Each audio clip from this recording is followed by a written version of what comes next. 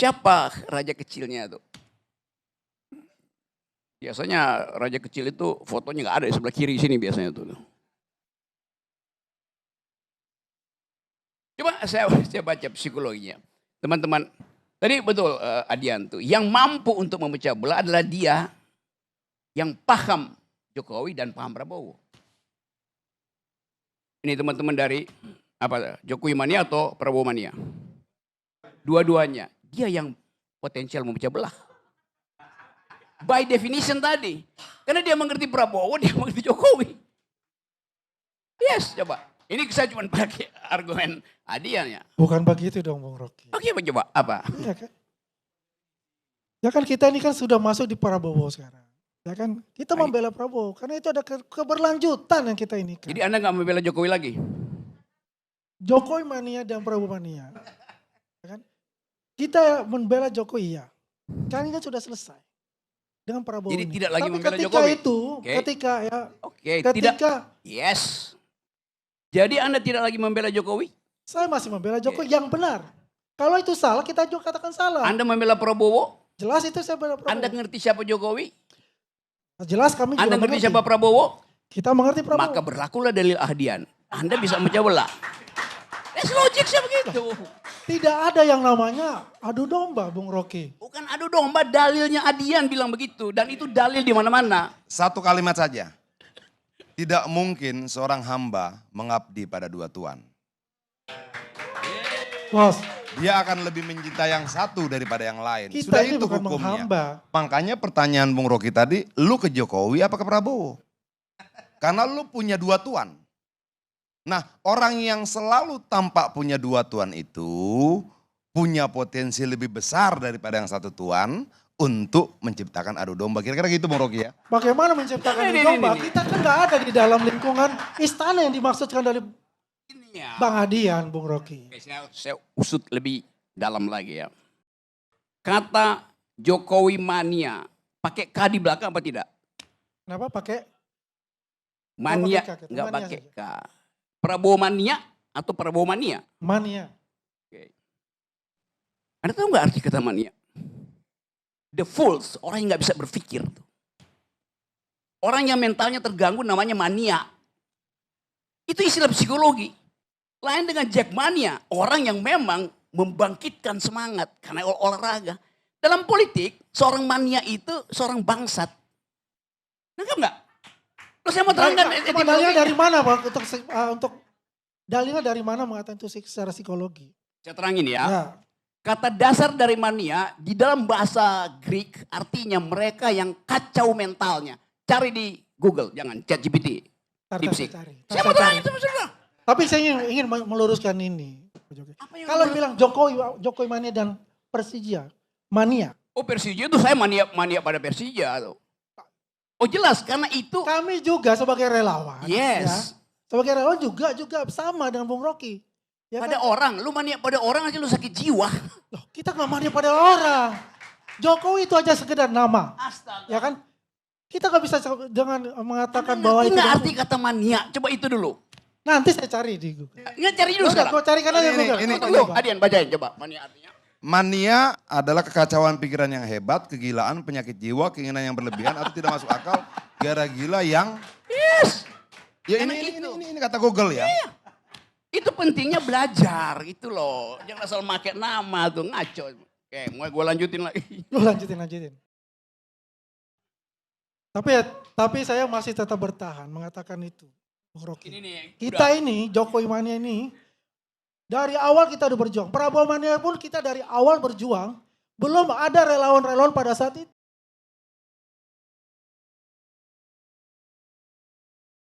Nah, kita jangan bicara sepotong-sepotong ini. Satu nama ini. Iya. Iya. Kenapa pakai kata mania tuh ganti deh itu. Nanti orang akan catat di sejarah. Ini orang-orang dungu nih. Ya jelas loh. Ini kalau bicara Bung Rocky tentang dungu ya, master of dungunya Bung Rocky ini. Karena ini, apa yang barusan saudara lakukan itu namanya strawman strategi. Anda mencari bagian lemah supaya Anda tidak mau menantang bagian yang kuat. Argumen di Google tadi. Lihat Anda kebodohanmu. Enggak, saya serius ya nerangkan ini ya. Nah, saya senang ini kan secara akademis. Yes. Tapi saya bertanya nama itu. Yang ada soal. Ah, ya sudah, makasih. Udah gak ada soal. Bertahan dengan kedunguan ya. Saya oke. ada pertanyaan Bung Rocky ya. Oke. Ada pertanyaan nih kepada Bung Rocky. Jika pengertian mania seperti yang disebut itu tadi, apakah mungkin mereka menjadi faktor keterbelahan Jokowi dengan Prabowo? Menurut Profesor Adian harus begitu kesimpulannya. Saya cuma nerusin logika Adian ini. Oke, saya lanjut ya. Oke, pelan-pelan.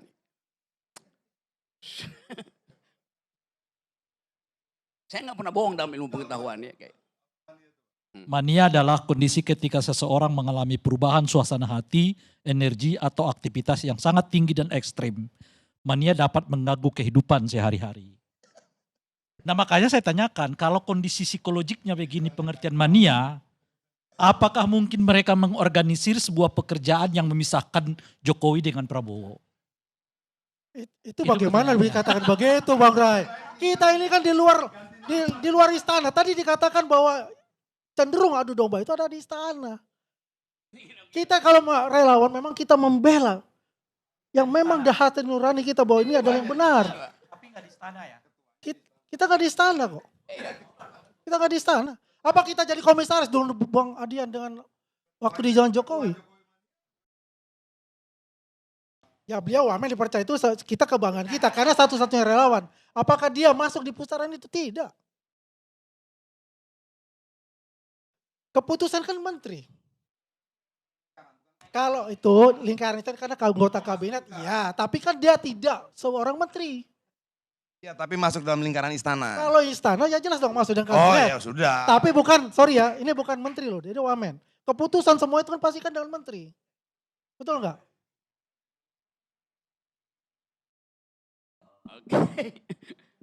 Oke, pelan-pelan ya. Apa yang jadi masalah di kabinet dalam pemerintahan? Tadi komunikasi. Artinya seluruh keterangan public relation dari kabinet dibatalkan oleh public opinion satu netizen tadi itu. Beda antara public relation dan public opinion. Public relation namanya humas. Tugas humas harusnya ya, di-out dari tugas humas, membuat satu keadaan supaya rakyat mengeluk-elukkan pemimpinnya. Entah presiden, entah menteri itu. Itu fungsi humas. Yang terjadi di istana, menteri memamerkan dirinya sendiri. Beda itu. Dia meminta untuk diakui. Itu tolol. Humas artinya membuat peristiwa supaya publik mengakui dia, bukan dia yang meminta. Itu namanya iklan. Beda iklan dan public relation. Beda lagi dengan public opinion. Jadi sekuat-kuatnya public relation, iklan kabinet dibatalkan oleh public opinion netizen. Jadi Anda suruh tuh tim komunikasi istana itu bodoh semua itu. Benar sungguh. Bayangin. Capek-capek kasih uang ke media massa segala macam itu, ke lembaga survei Prabowo 80%. Lalu datang speaker dari House, speaker dari istana, bicara macam-macam puji-puji. Berhari-hari, berminggu dalam 100 hari dibatalkan oleh public opinion anak muda Indonesia yang kabur dari Indonesia karena menganggap dia nggak ingin mati di sini. Dan semua netizen mengatakan, lu bener. Itu soalnya. Jadi siapa yang akan memecah belah? Ya public relation pemerintah yang buruk. Nggak bisa contain public relationnya kan. Setiap hari public relation pemerintah buruk banget tuh. Itu soalnya. Ya, di dalam. Dia menciptakan keburukannya sendiri itu. Sekarang pergi pada Pak Prabowo. Kita tahu watak Prabowo. Saya tahu, itu teman diskusi saya. Tapi ini soal bernegara. Kalau saya terangkan secara akademik, Prabowo ingin mengucapkan kemarahannya in optima forma, dalam bentuk yang paling maksimal. Tapi dia ada seorang yang punya manner, culture matters, gak mungkin dia ucapkan. Maka psikologinya bergerak di situ. Dia keluarkan istilah raja kecil. Dia keluarkan istilah ada yang ingin memisahkan dua orang. Ini kan reverse psikologi terbalik. Dari orang yang ingin mencari jalan tetapi nggak mungkin dia temuin. Dalam logika ada prinsip bahwa kalau Anda tidak bisa mematahkan argumen yang kuat, bikin argumenmu sendiri dan Anda bantah sendiri itu. Teknik berlogika itu begitu. Teknik berdebat juga begitu. Saya nggak bisa bantah Anda. Oke, saya pindahkan fokusnya. Saya buat pikiran saya sendiri dan saya kunyah pikiran itu di depanmu. Seolah-olah saya membantahmu, padahal saya membantah pikiran saya sendiri. Oke, saya jadi psikiater dulu hari ini. Karena kelihatannya Pak Jokowi juga mengalami keadaan yang sama. Kegelisahan psikologi yang sama. Saya lihat Jokowi diwawancara oleh Mata Najwa. Ada nggak yang perhatikan? Kaki Jokowi tremor sepanjang. Anda perhatikan? Tidak nyaman. Duduknya juga begini.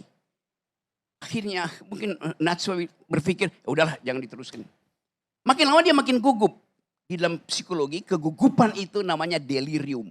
Delirium itu bagian dari mania yang tidak selesai itu. Jadi itu yang terjadi.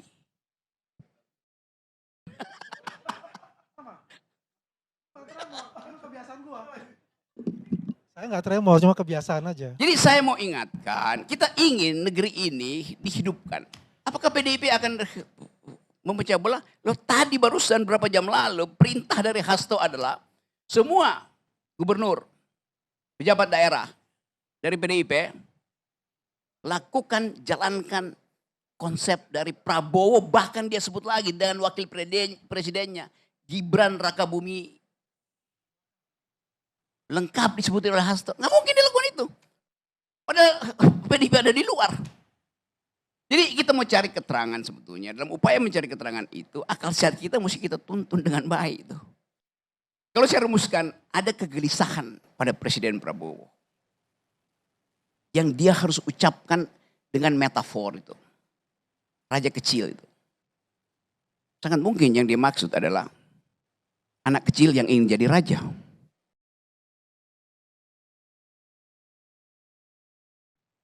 Terima kasih.